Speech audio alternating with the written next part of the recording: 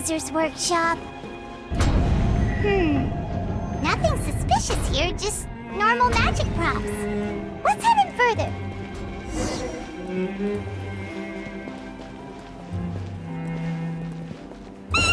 What was that? Oh, is this one of Caesar's gadgets? Guess we must have triggered some sort of device.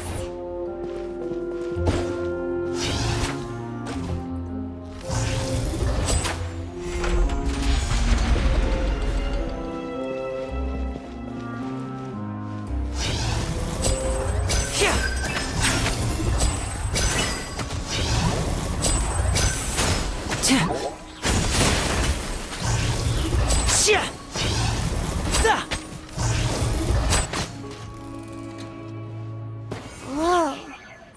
Look. The doll in the box is glowing.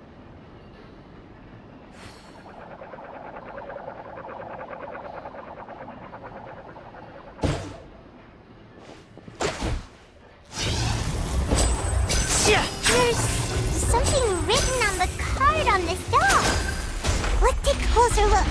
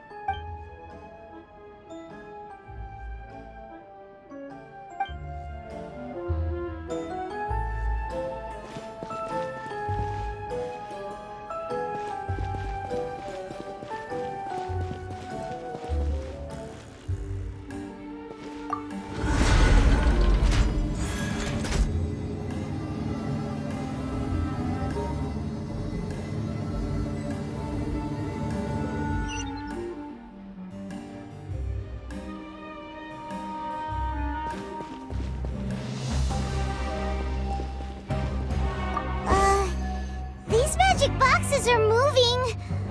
What do we do? One of them looks different from the rest. Let's investigate.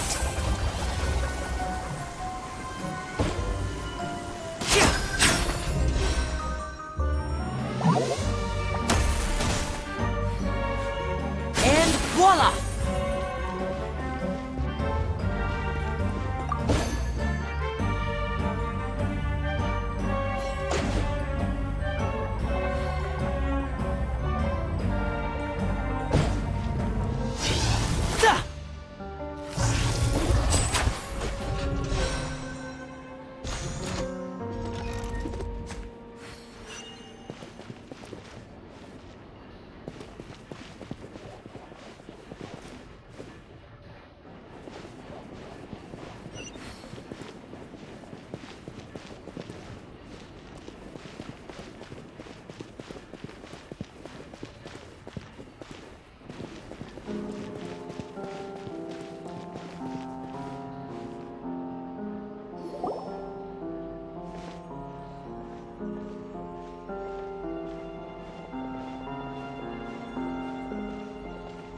That's weird. Have we reached the end already? There's nothing here.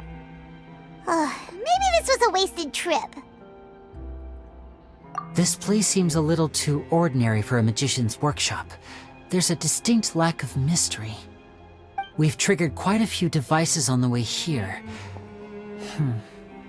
I'm starting to wonder whether Caesar built this whole place as one big, elaborate magic contraption. If so, then there must be more to this place than meets the eye. Maybe a hidden room somewhere. Aha!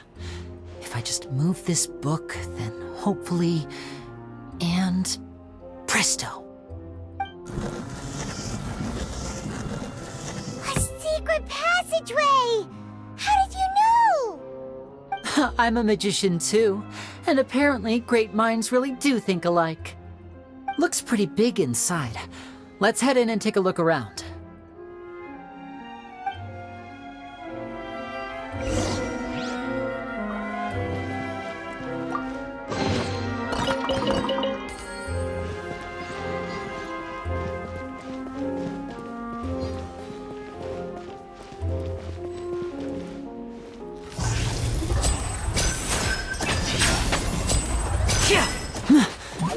Step right up.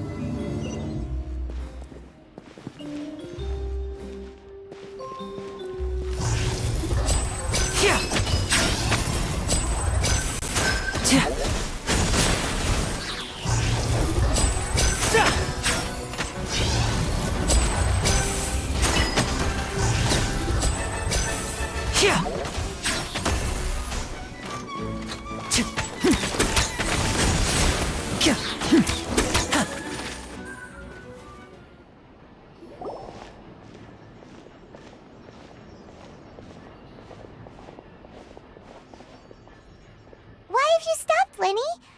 Is there some device in that box? It just looks familiar somehow. Let me check this out for a second while you guys go on ahead. If anyone makes a major discovery, let's rendezvous here. All right, see you in a bit. The placement of this device inside. If I remember correctly...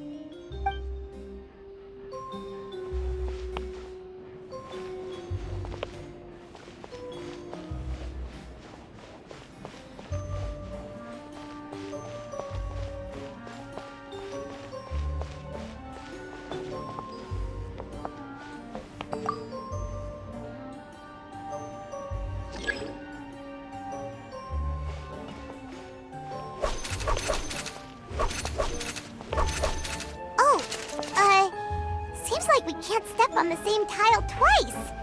Guess we've got to finish it in one run, huh?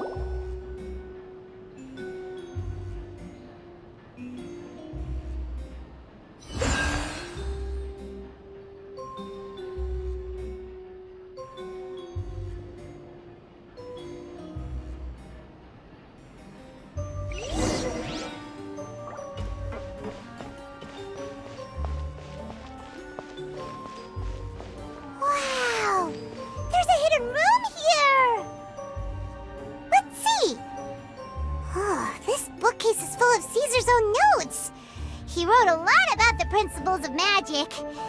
Whew. Much too advanced for Paimon. Hey, look! Is that Caesar's diary on the table?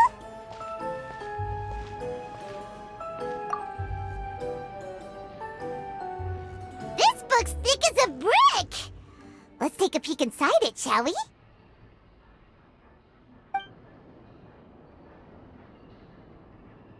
At one of my shows a few days ago, a child asked me how I pulled candy out of my hat. As a joke, I told the kid that the hat has a built-in wish-granting machine. Next thing I know, today a whole bunch of kids were pestering me to pull all sorts of things out of the hat. So I told them another white lie. The machine needs time to power up, but in the meantime, you can write your wishes down. Well, they took me up on that offer, enthusiastically. As I write this, I've only just got back from running around all over town, buying the things they wanted. Boy, are my legs sore. I wound up saving very little this month, but that's not a major issue. I now have a bigger problem. How am I going to hide all these things inside my hat?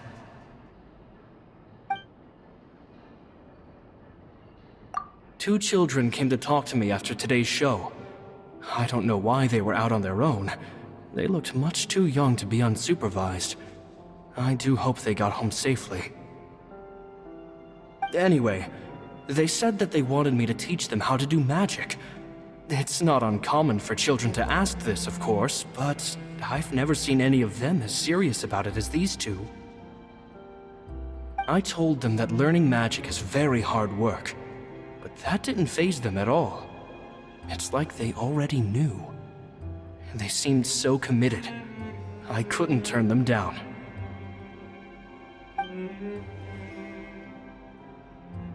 It seems like something's bothering Lorenzo lately, but he won't open up to me about it. Surely he's not upset that I agreed to teach those 2 children. I'll have to talk him around. I have a good feeling about those kids. They're naturally talented, and it seems like they're not new to the world of magic. They have all sorts of fantastic ideas. All I'm really doing is helping them develop a more professional standard training plan. They wanted to call me Master, but I told them they absolutely mustn't. Any magician worth their salt could have taught them what I have. They're the geniuses here. Compared to them, I don't deserve to be called any sort of master. With time, I have no doubt that they could become far greater magicians than I. My only concern is why they're so mature for their age. I fear they've had to grow up too fast. I don't dare to imagine what they must have been through. Gemma thinks so too. She doesn't like being around them. Says that their eyes are too piercing. They don't bother me, but then again, I've never been the sharpest tool in the shed. It's nearly time for me to go on tour. I asked the 2 kids if they'd like to come with me, but they shook their heads.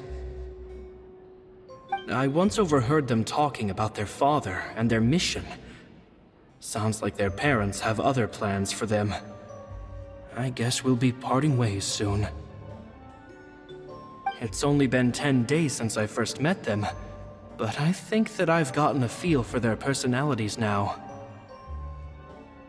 They're very tough, but also very cautious, and they trust no one but each other. This, I fear, is not a good habit to have.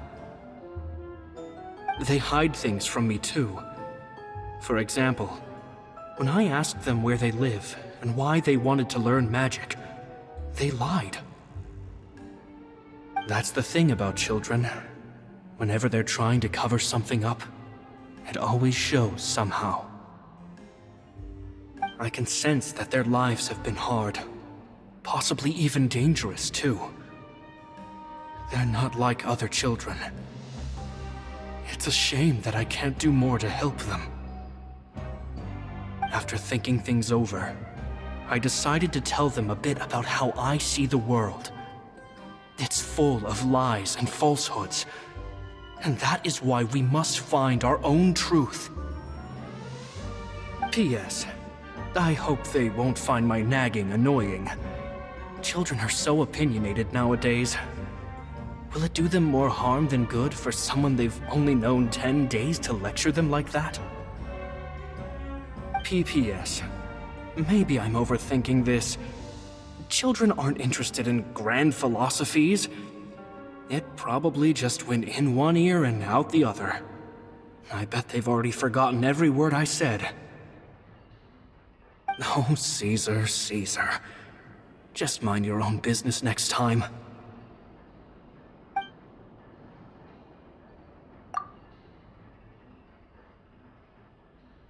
Two magic geniuses with a father and a mission, huh?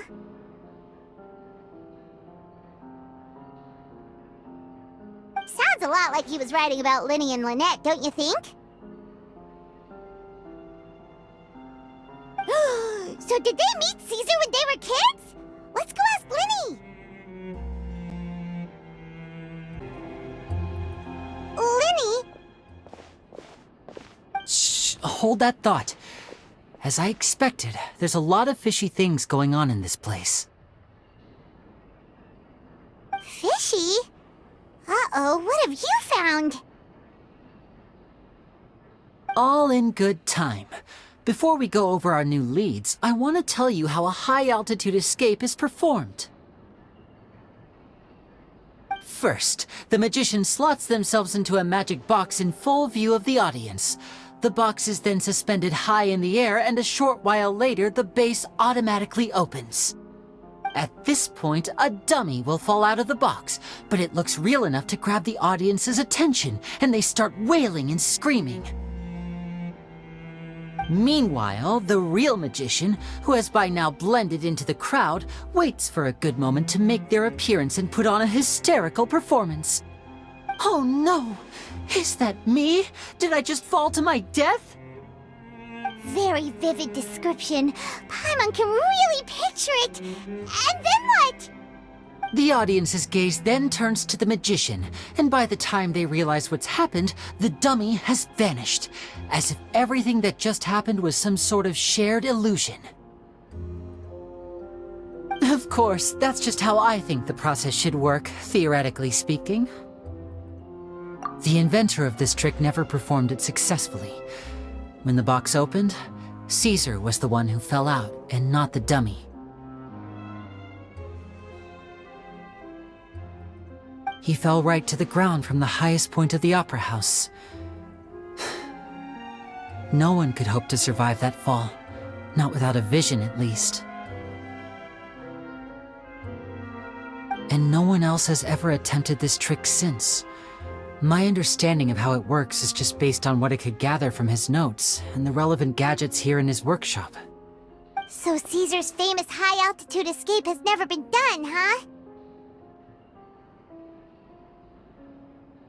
Paimon was about to say how cool it would have been to see it in person, but if it's that dangerous, it's probably for the best that no one else tries to do it.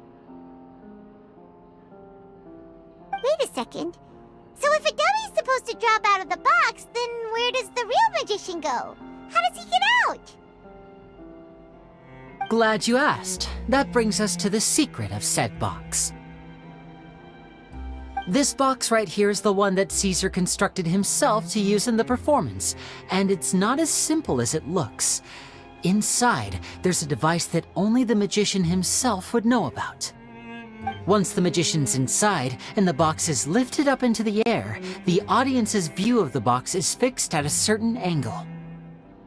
From where they're standing, they have a clear view of the front, sides, and bottom, but the back and the top are now no longer visible.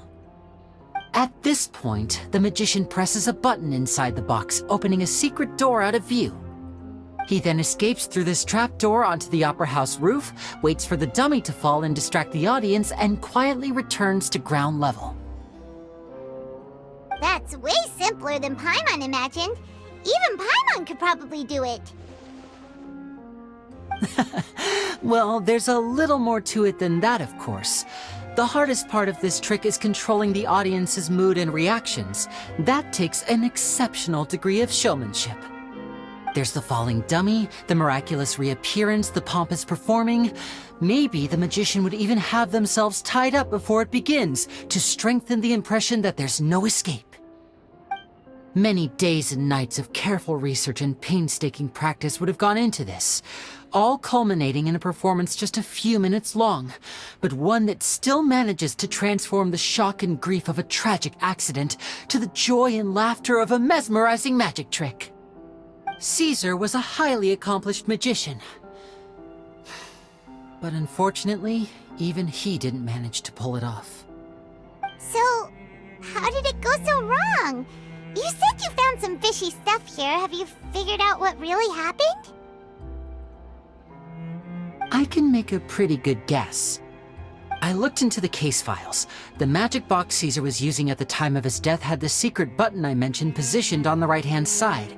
And sure enough, he always used his right hand as his dominant hand in public. Okay. Nothing suspicious there. But here's the strange thing. Most of the devices in this workshop have the mechanism on the left-hand side, including this box right here. which leads me to believe that Caesar was in fact left-handed. Because a magician can't afford to have their most basic habits stand out too much. People naturally focus their attention on the most important details of the task or situation at hand. But a magician needs to be able to redirect an audience's attention at will so as to avoid arousing their suspicion. The essence of magic is getting people to believe a lie. If even the truth raises eyebrows, the falsehoods become all the more difficult to mask. And so, Caesar trained himself to use his right hand to align with his audience's expectations. Great magic always requires sacrifices. But in his most stressful and nerve-wracking moments, and when no one was watching, reflex would kick in and he'd use his left hand. That's why he set his gadgets with the mechanism on his left. Exactly. I think that's likely what happened. Caesar would have been under a lot of time pressure during the escape. He'd have had mere seconds to open the hidden compartment, retrieve the dummy, then open the secret door and make a swift escape. But I'm sure he was confident. He would have rehearsed countless times to the point where it was second nature. He'd barely need to think about what he was doing because muscle memory would guide him through. So he opened the compartment, took out the dummy, checked everything was in order, and then went to leave. With his left hand, he reached for the button, and suddenly, his heart skipped a beat. It wasn't there. Much like when you reach for your keys but find your pocket empty, his mind needed a moment to process what was going on. Instinctively, his left hand would keep feeling around for the missing button, maybe for another second or two, until the bottom of the box gave way. With the stakes being as high as they were, just a 2-second delay cost him everything. The authorities would find nothing suspicious and conclude that his death was due to his own error. When in reality, someone switched the boxes, and they did it to murder him. But how would they be able to make the switch without being noticed? That would be difficult to pull off, no? It would have to have been someone who knew that he was left-handed, and who could move his props around without arousing suspicion. Someone who was always by his side. Isn't that right, Lorenzo? You just couldn't let sleeping dogs lie, could you? There's not a lot of people who'd go to all this trouble for some magician who died 10 years ago. I didn't want to have to do this, you know. Silencing you the hard way just creates more problems for me to deal with. But I gave you your chance. I hoped you'd do what's good for you and back off like the lady, but you disappoint me. You mean Gemma? So you are the one who's been threatening her! Yes, although however stubborn she might be, she was never much of a liability. But you people, you never even knew him, but for some reason you just wouldn't drop it. Which is why you can't leave this place alive. Take them out, and make it quick. Do your worst!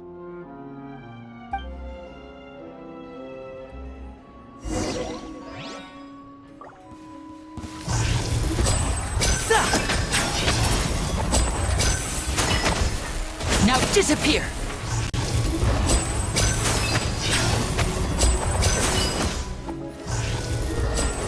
Yeah.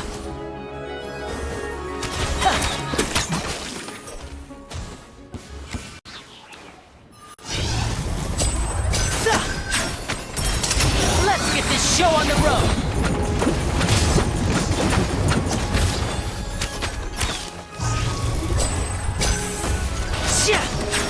And voila!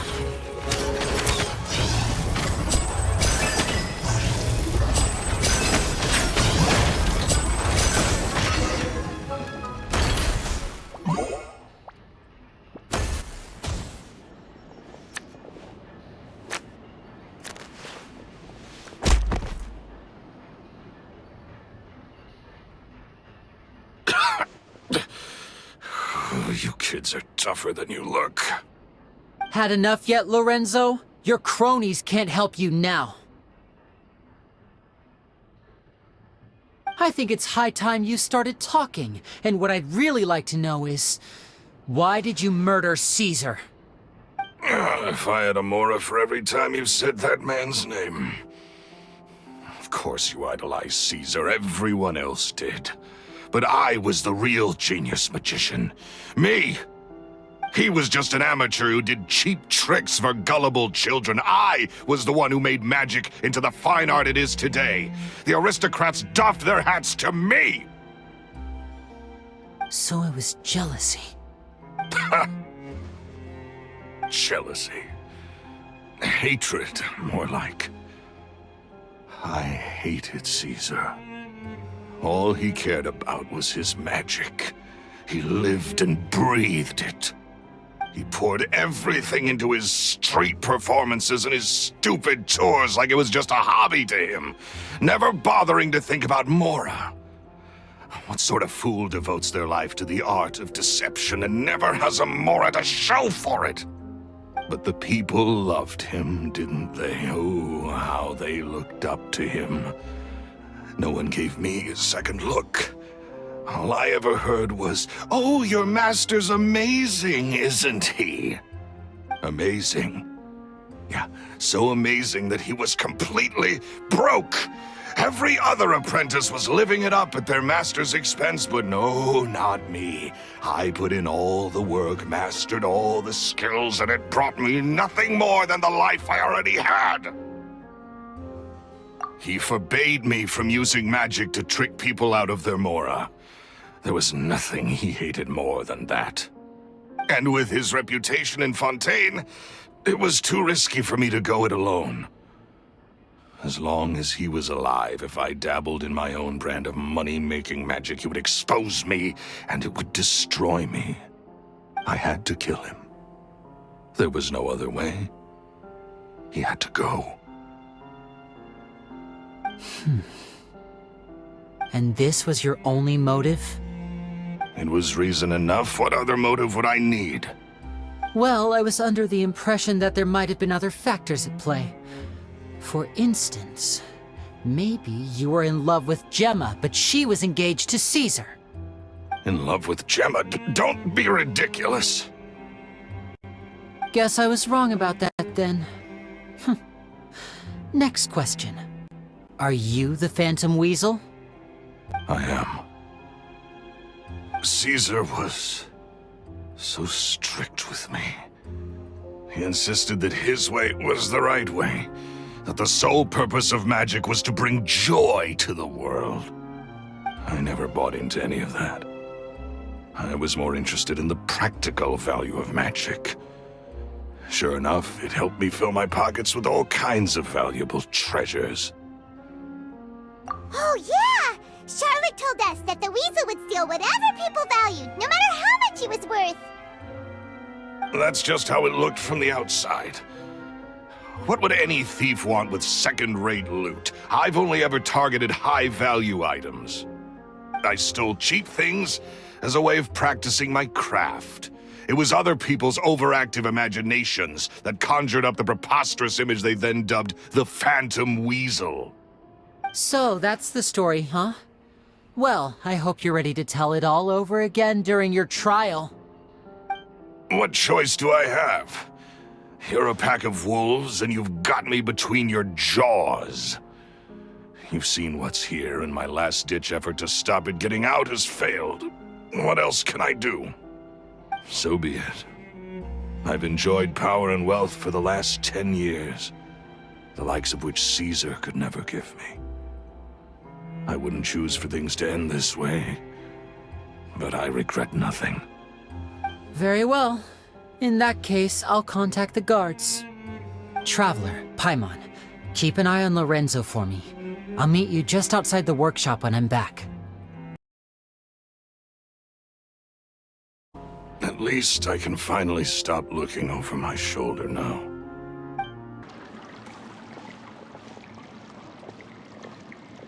Lyney has told me the whole story. Lorenzo, do you confess to the murder of Caesar and to framing him for the Phantom Weasel's crimes? Look who's finally developed a conscience. What kind of disciple murders their own master? I hope it was worth it, because there'll be hell to pay.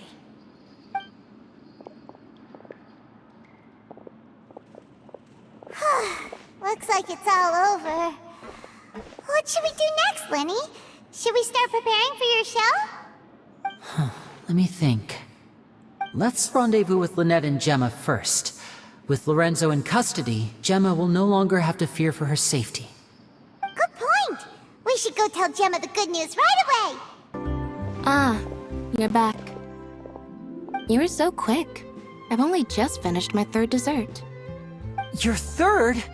Lynette, come on, we've talked about this. Everything in moderation. You're not gonna have any room left for dinner now. It's fine. I'll shift to exercise mode and jog off the excess sugar. That's besides the point. Well, it's done now, but try to eat a more balanced diet in the future. Point taken. Did everything go okay? Of course. Lorenzo was no match for us. The guards are taking him into custody as we speak. Gosh, that's amazing. I'm sorry, I still didn't know if I could trust you, but now it seems I can. I had my suspicions about Lorenzo, but It's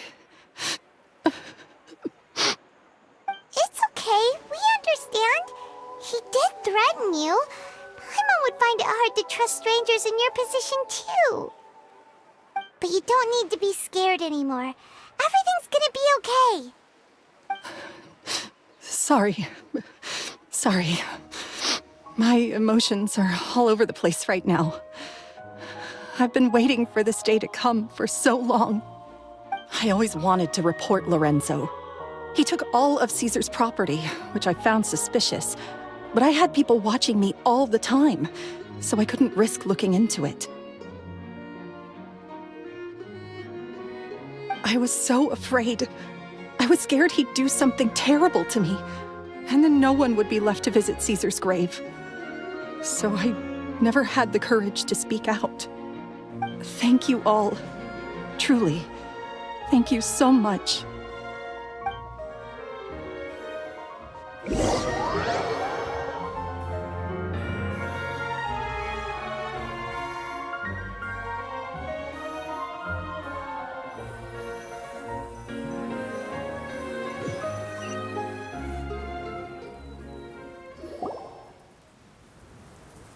Thank you all for clearing Caesar's name.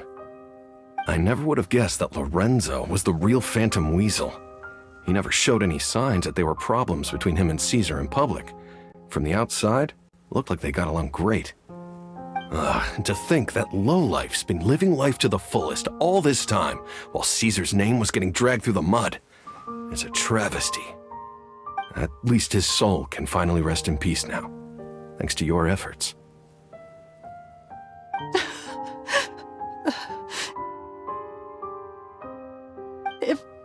If only I'd realized before it was too late. Don't blame yourself, Gemma.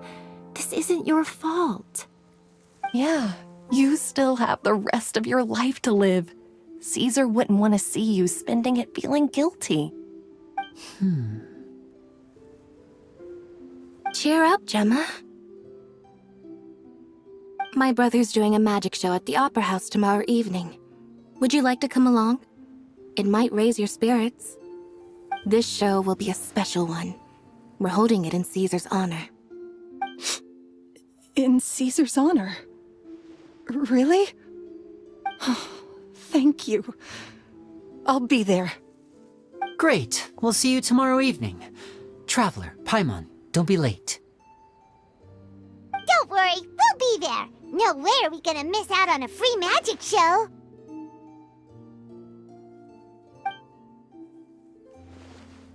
Wait, Paimon feels like we're forgetting something. Oh yeah, Caesar's diary! We never found out if the two kids Caesar taught magic to were Lyney and Lynette or not. Lyney changed the topic back in the workshop, so we didn't get a chance to bring it up. Oh well. Guess we'll just have to ask Lyney tomorrow evening. I can't believe Lorenzo was intimidating Gemma all this time.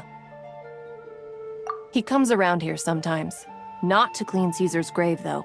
He just stands off to the side and watches Gemma from a distance. She must have known, but she never asked him to leave. I wonder why that is. It may take some time, but Caesar's reputation will be restored now that the real culprit has been captured. Looks like Gemma chose a good man after all. I've spoken many choice words about Caesar over the years. I'm so ashamed of myself now. He was such a good man.